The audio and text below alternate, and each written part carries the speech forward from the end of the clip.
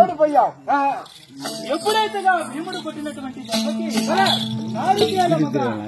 7 గిరుల మధ్యలో వినదో కంటితో చూసినది హారవల్లి తన చెల్లెల్ని దాసి కాంతల్నగా అమ్మ చెల్లెలా దాసీలారా భీముడు కొట్టినటువంటి దెబ్బకి నారికేలమ్మ పగిలేదే కాదు అసలే లేకుండా పోయింది.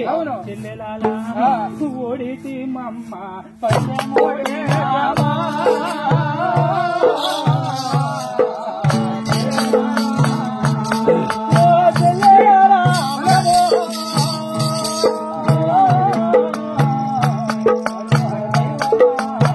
ఓడిదేవమ్మ పందెం ఓడినామా హరిపాటాలో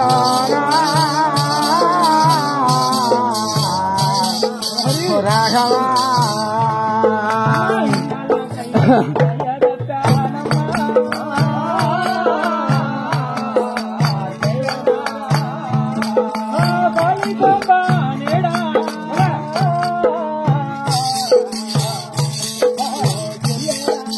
కాళీ మన మీద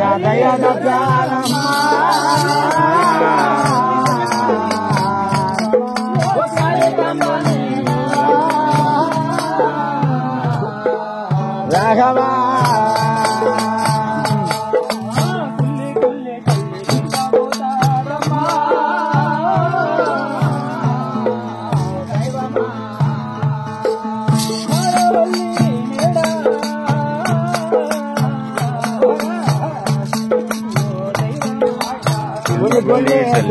పోతాదయ్యా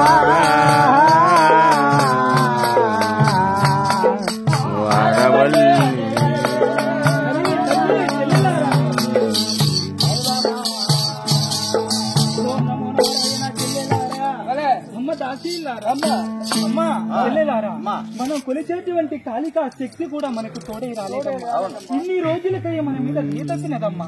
భీముడు కొట్టినటువంటి దెబ్బకి నారికేలమే లేకుండా పోయినది అనే చెల్లెల్ని చెల్లెగా వెంట తీసుకుని గోడుగోడునగా కాళికా మాతనుగా ప్రార్థిస్తూ దొక్కబోతూ ఉన్నది.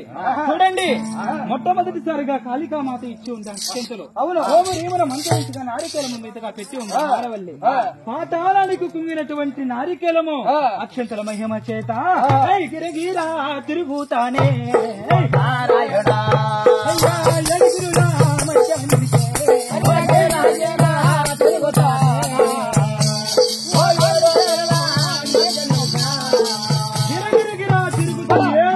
మధ్యగా నిలిచింది. నారికేలముగా పైగా లేచి అత్యంతలు ఎట్లేస్తున్నది అదే ప్రకారంగా పోగులు ఎట్లున్నాయి అదే ప్రకారంగా 7 గిరులు కూడా ఒక్కరావుగా చెదరకుండా నారికేలముగా పైకి లేచి నిలబడి ఉన్నది. చూసింది హారవల్లి పోయే భీమసేన ఓడినావు ఓడినావు నారికేల ఓడినావు ఓడినావు నారికేల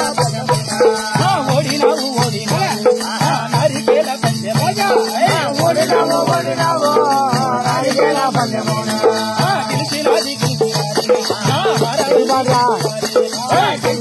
గెలిచినామా పంచమైనా గెలిచినాము